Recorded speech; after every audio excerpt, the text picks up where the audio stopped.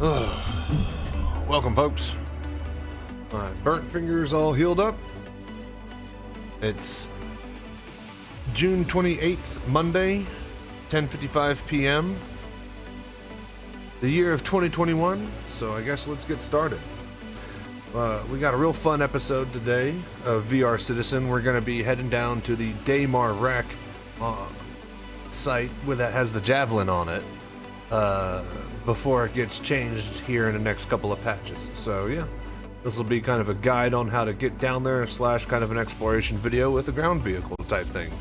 So let's see how big the Javelin really is, shall we?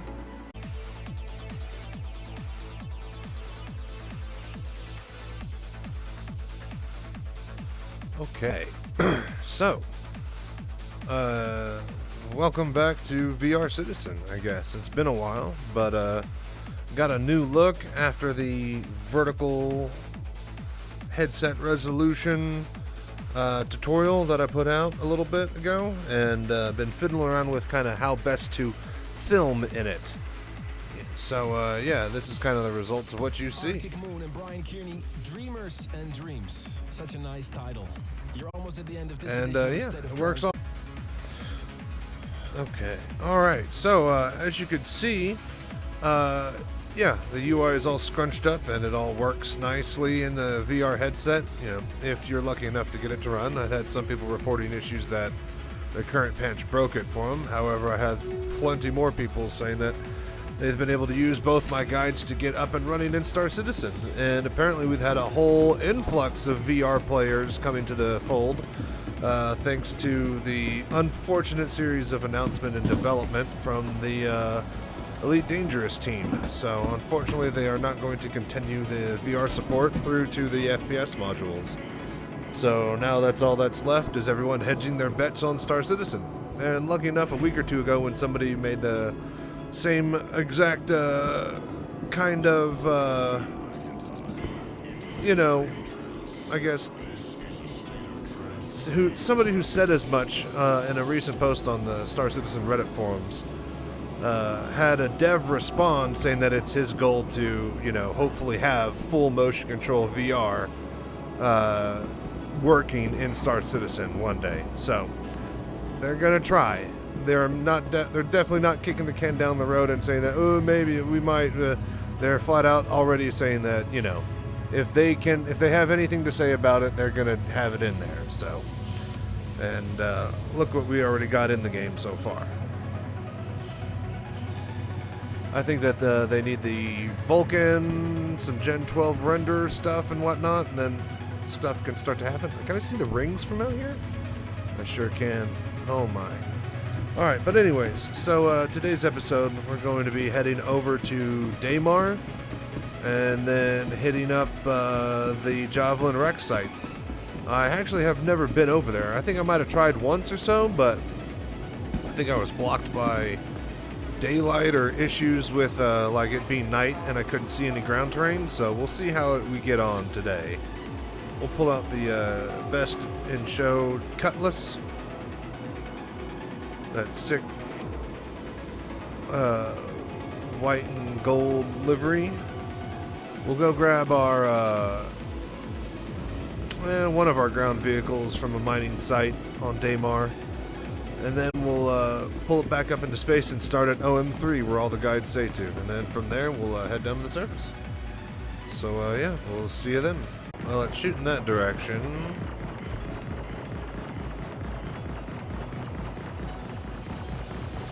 Hello, Daddy's home.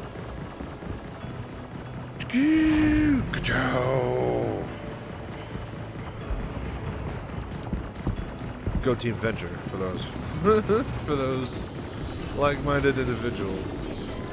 All right, let's fly this bad boy over to, I guess, ArcCorp. Oh, see, now that's definitely not how things should look. Does it look like that? It's got to, right? Hang on.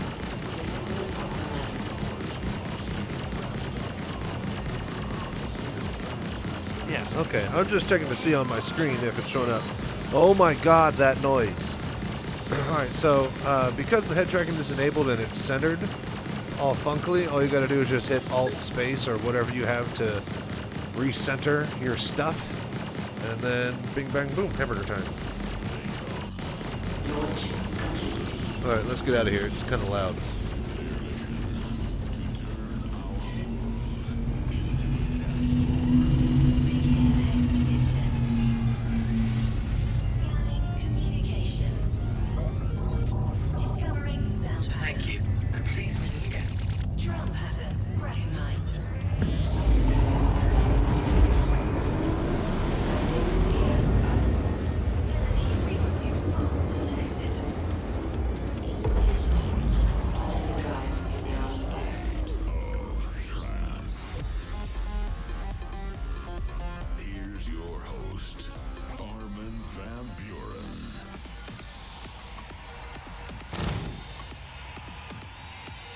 I got trigger control, but no engine. There you go. Now I got control. What the hell is that? Alright.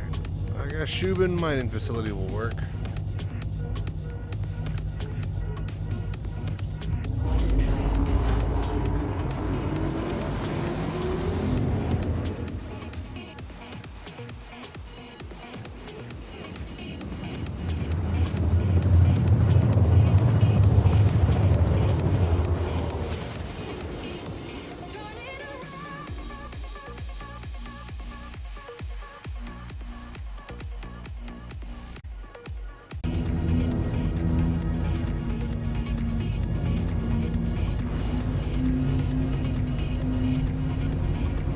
There are the ground pads. So I'll just put down right in front of them.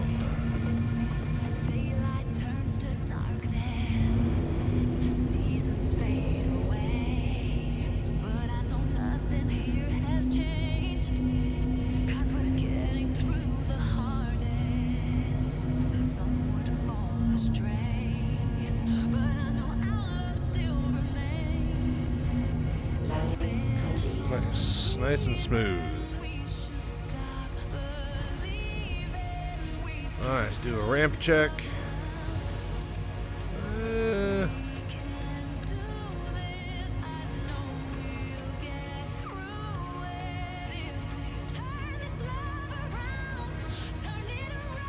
Boom, there we go. Much better.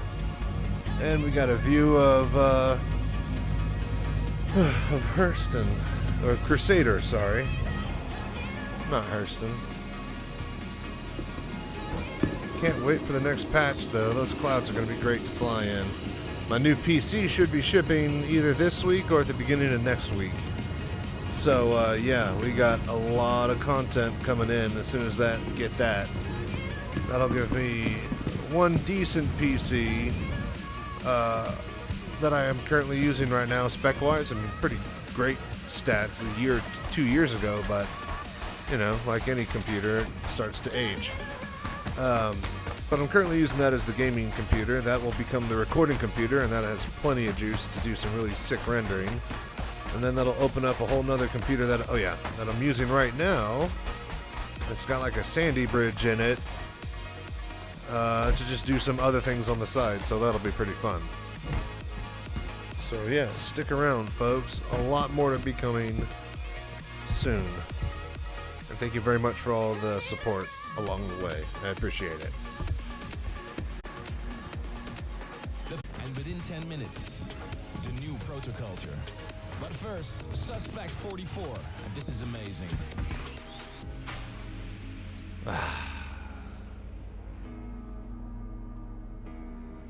I mean, man, I just can't stress enough how awesome this is. Like, I'm about to take this vehicle, literally drive it up a ramp, get out of it, walk around, and then fly that vehicle out into space from the surface of a moon. All from a cockpit that I built that handles each individual control axis and supports individually, all relatively flawlessly, as long as I don't go on the ramp straight. all in a system that's still pretty much in the very pre-alpha phase. That's going to get its own VR support eventually. I mean, the future is bright, folks. Let me tell you. No! Just trying to look out the window.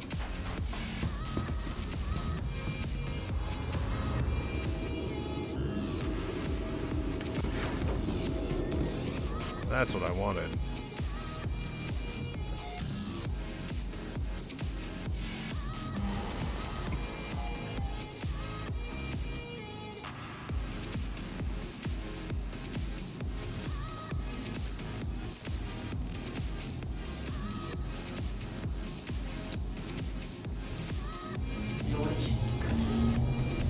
Okay, well, we picked up the car. Let's go ahead and find OM3 and start our journey, shall we? OM1.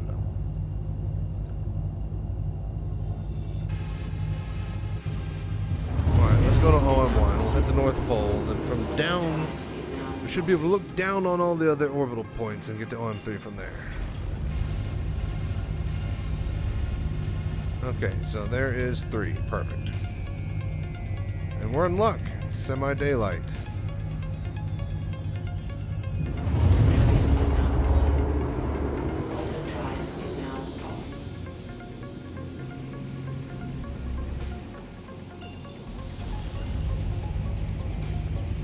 Okay, here flats.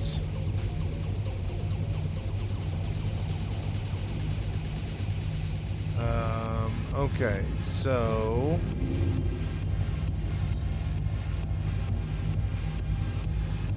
OM3.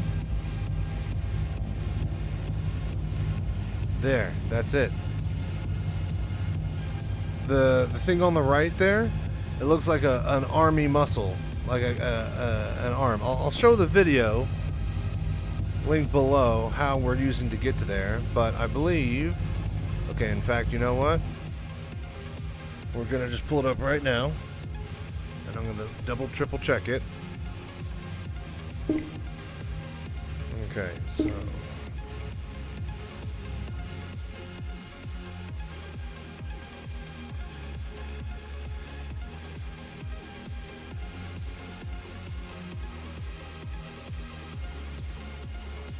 Yeah, okay, that thing there.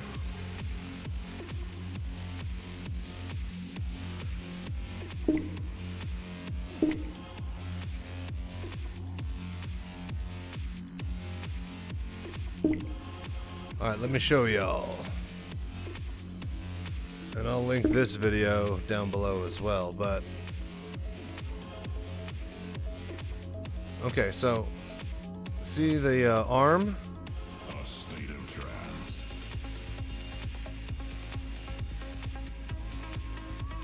Boom, that guy. So then you head to the mountain range that's to the left of it.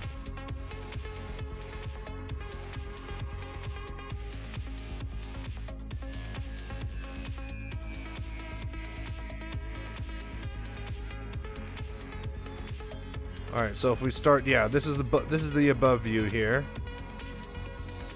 Look for the strong arm.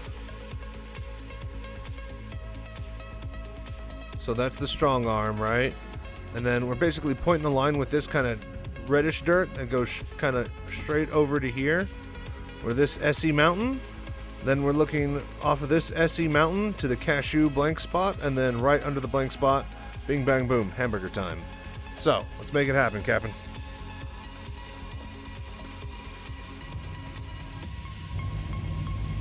Okay, so there is the strong arm. Should we fly above it to get that same perspective, or should we just go for it? I think it's right there. I think that's what we're looking for.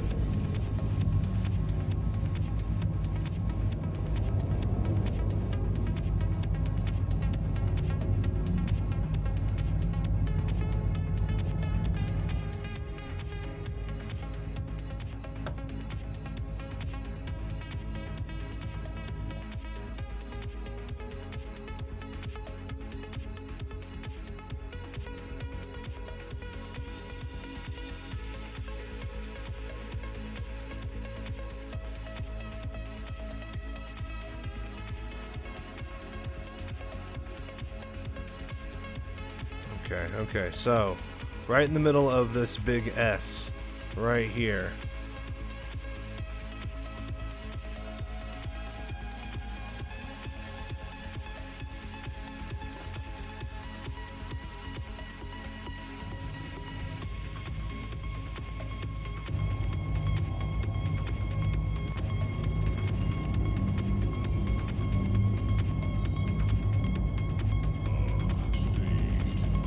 I got it. I see the curve. So we're looking for 1, 2, 3 there. This mountain range. That's the one. I am dead certain of it. I'm gonna bet this entire video and the footage that I'm getting live on it, and we're gonna go straight for that point.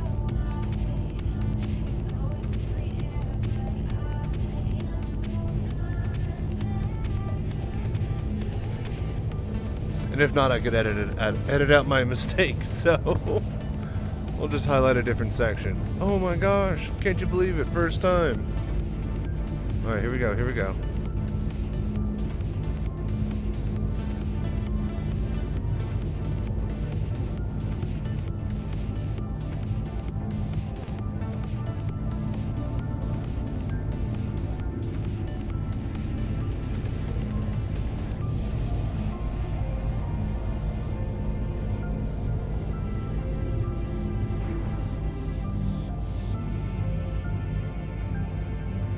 I think I got it.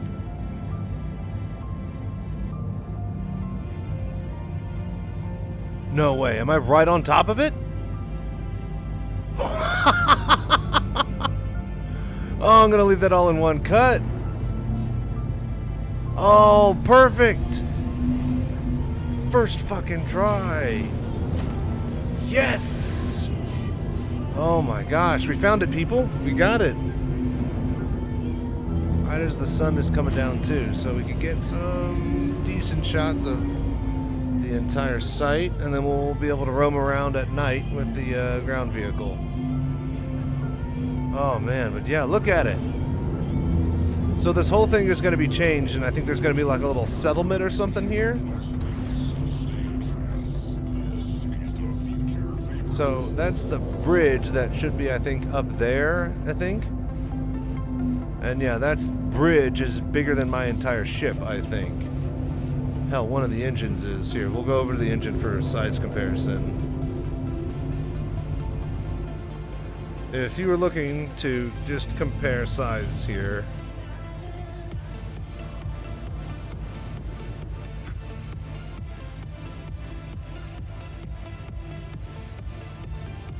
Yeah, that's an engine compared to a Cutlass. Get down right on top of it.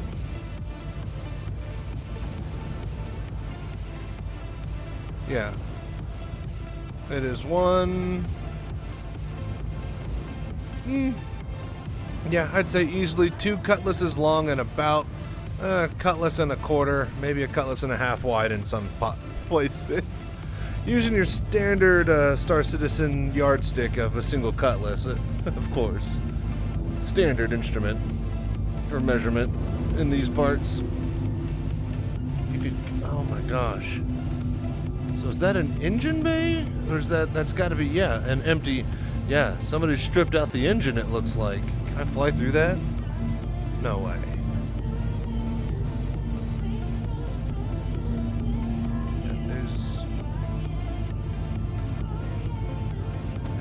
No, I don't think I'll fit. No, I don't think, yeah. Maybe if I had a fighter. We'll drive through it though. Okay, so...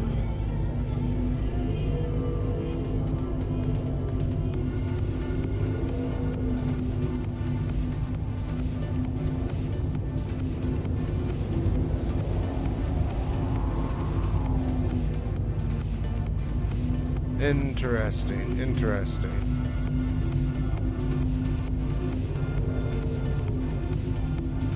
Okay, so if I put down there, I'll have to just jump the Jeep off. I could probably get it back around. The most popular I'll tell you what we'll do. We'll park right here and we'll have our lights flashing outwards. Thank you very much. Your votes mean a lot to us. We like to know what you like. You can also use the hashtag ASOG. Oh yeah, how about we put our landing gear down, huh? And by popular demand, here it is again. Annie Diggett and Jaron. 7.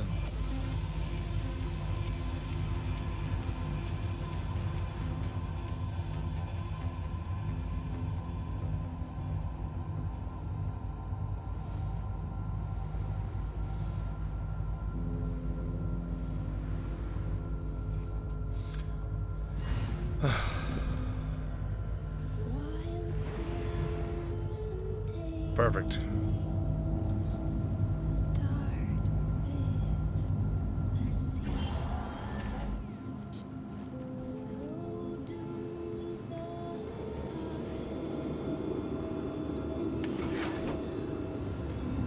Okay, okay.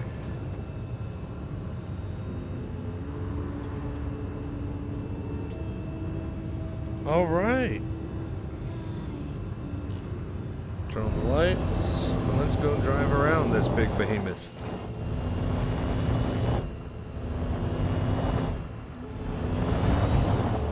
I actually forgot what's behind me, but I was about to say, I'm pretty sure that, yeah. Holy jamoli. I think I planned this right, and I can just, yep, roll right out of here. All right, well, let's drive around the site, shall we?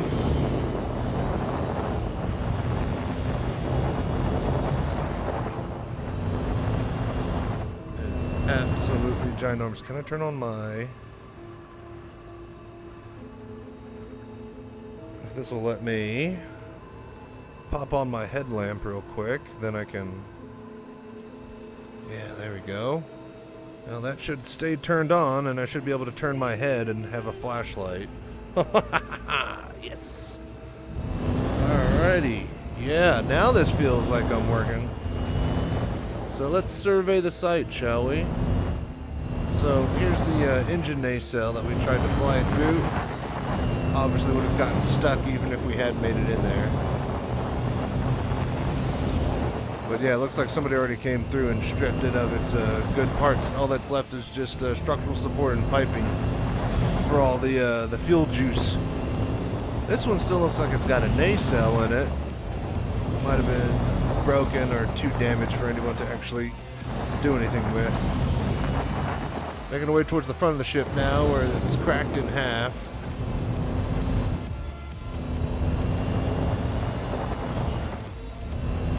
You can see, I guess, the wall of the launch bay that would have gone up to the top. Let's get over this ridge here.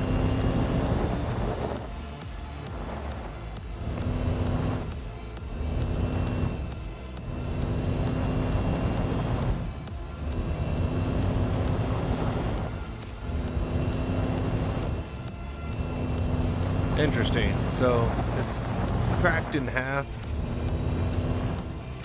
And I wonder how much of this is just, you know, a wreck asset that they have, or how much of these actual guts they're going to be using in the actual full version when it comes out, or if they just basically reworked all the insides. I'm pretty sure somebody's already done a technical write-up of how they think everything looks and writes, and I'm also pretty sure there's a Star Citizen Leaks video of maybe some interior footage of what they might have for skeleton framing or something. I don't know. There are other much more learned minds than I focusing on their niche and what they do than they would be able to comment a lot better than I would. However, you know, in VR though, I could say that this shit looks amazing. I could see why they're going to need a tram system on this thing to get people around, because I'm definitely taking a couple of minutes just to drive to the front of it in a fucking ground vehicle.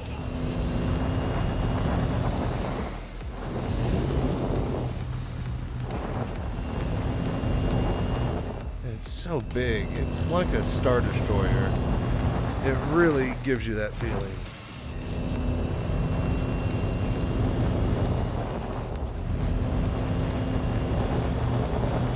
cannot wait to be passing by these in the actual verse. Park my Kraken next to one.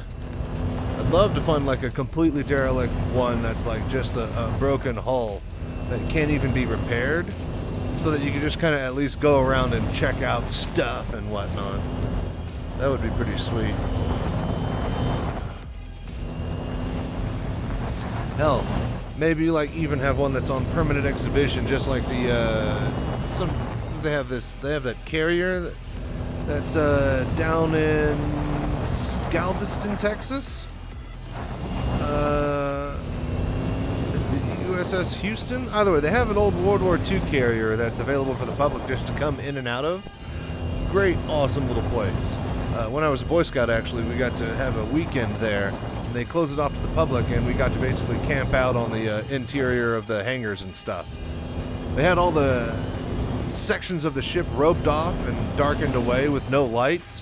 So if that wasn't a deterrent to, you know, not go exploring because it's literally pitch black outside of the designated sections you're supposed to be allowed to go, because they're not going to, you know, create new bulkheads and doors where there aren't any.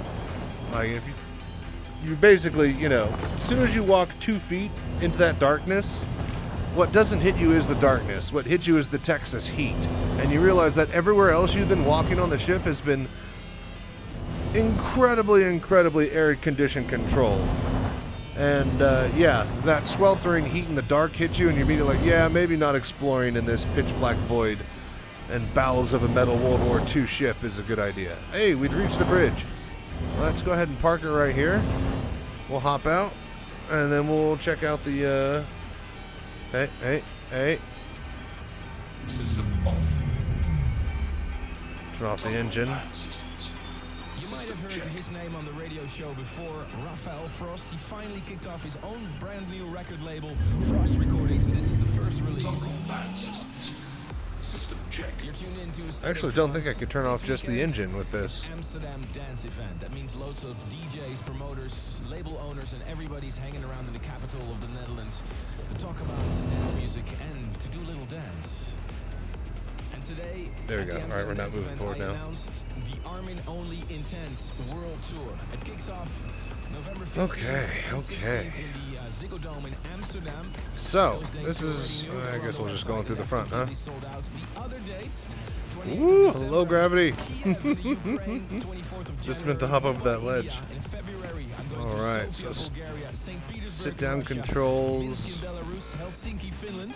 I mean, looks like looks like New they York, fly her Chicago, and just, Toronto, well, May, that's odd. Joystick on the left, is it mirrored? Los Angeles, Yes, okay, this is just a mirrored flight console, so this is just an asset that they just literally flipped over because, I mean, who in their right mind flies with the right hand on the, well, I guess any pilot that's sharing a center throttle. But who's going to set up their ship that way? Especially their PC and cockpit. Especially when everything matches with. See, and if that doesn't tell you that it's a flipped image, I don't think anything will. I bet if we go to the other side, we'll find they just made half of this cockpit, and then they flipped it. Premiere of the new Rank 1. But first, Fabio XB Surreal. See, I think that part is underground.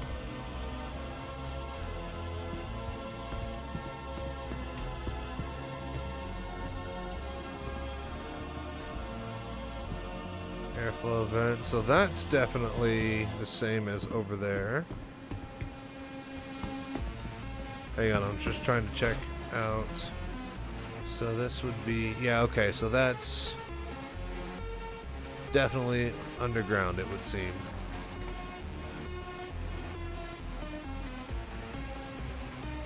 Aegis, serial R40, number 69. Nice.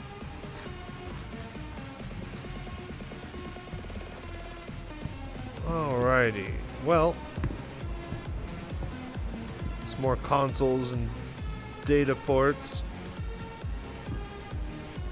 love that these are like just basically like a port that someone would just design and they'd be able to stick in somewhere as a universal control panel, something like that.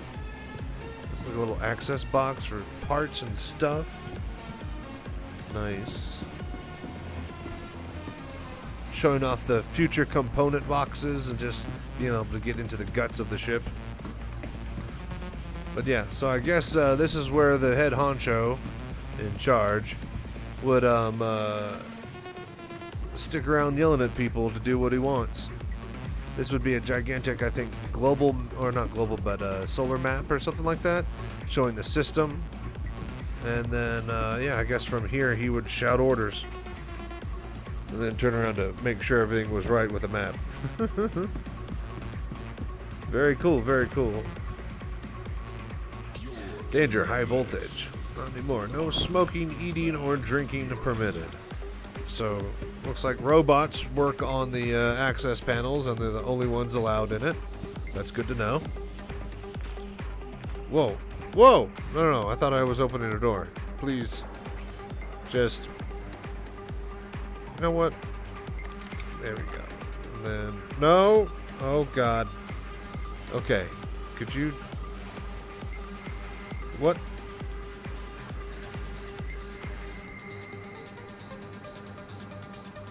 Okay, just stow it. Oh, wow.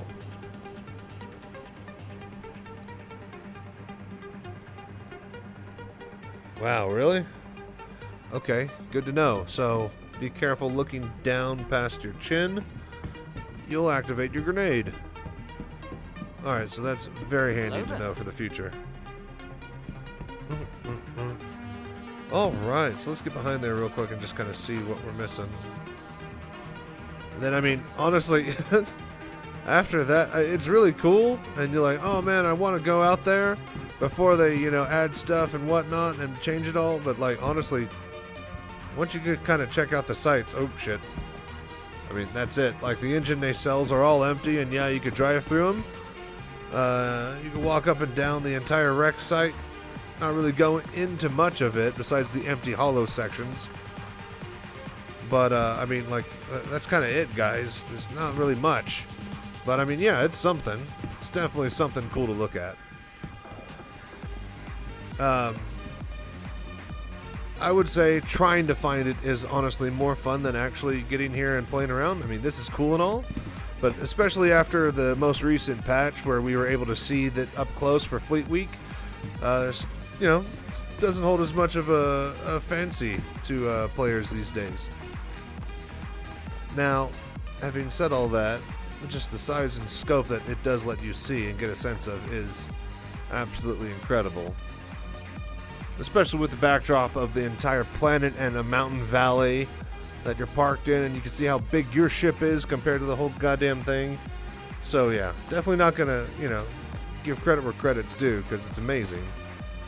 And I think we're gonna actually get back to the ground vehicle and drive through there and see how fast we could maybe jump out the end.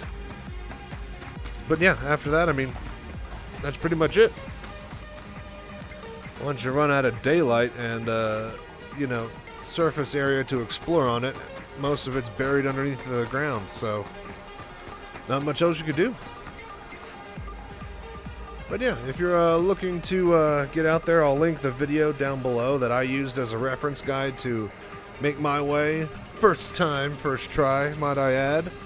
And hit it directly on the nose, just based off of landmarks and general sightseeing that I was able to figure out from the video. So hopefully that will help you out when you try to make your journey.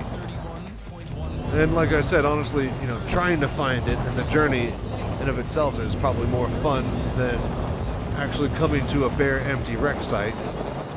Unless you get a real big kick out of, you know, exploring wreckages and stuff, which some people definitely do. Exploration is going to be a huge core pillar of the game. But I mean, yeah, there's not much really down here, especially at night when you can't see half of it. And when you can't see half of it in general, just because it's buried under the sand. But it is definitely very huge. Oh yeah, I was going to try to jump off this thing. Oh, don't flip it.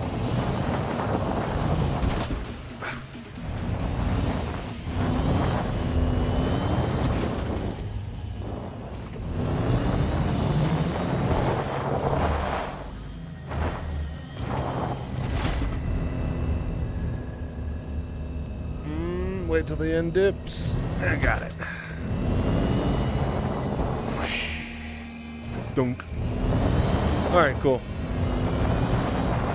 Well, I'll need daylight, but I think we'll come back here one more time later.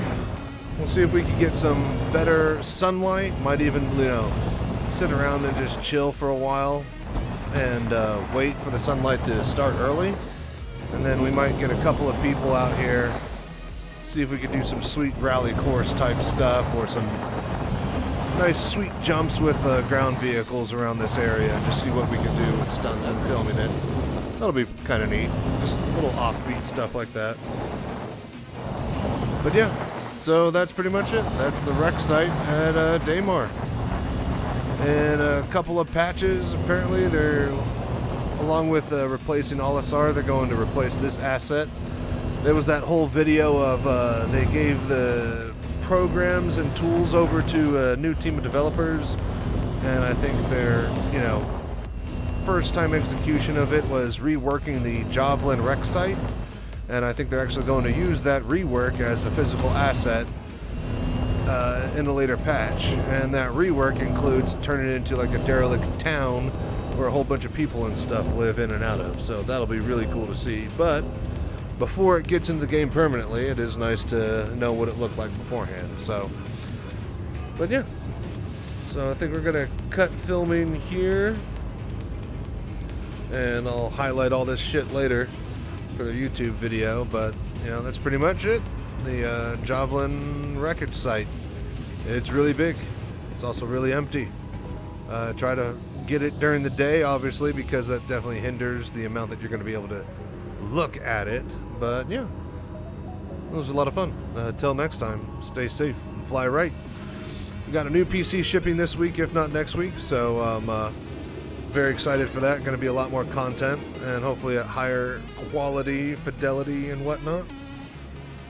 And on top of that, just, you know, able to do a lot more other things in general. I'm going to rearrange the whole room, get a bigger green screen / wall. Going to hook up my electric drum set, my 16-sec multi-sampler digital piano keyboard. So yeah, I expect a lot to come out of here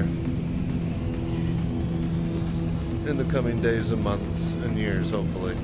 Thank you very much for your support, and as always, I'll check you later.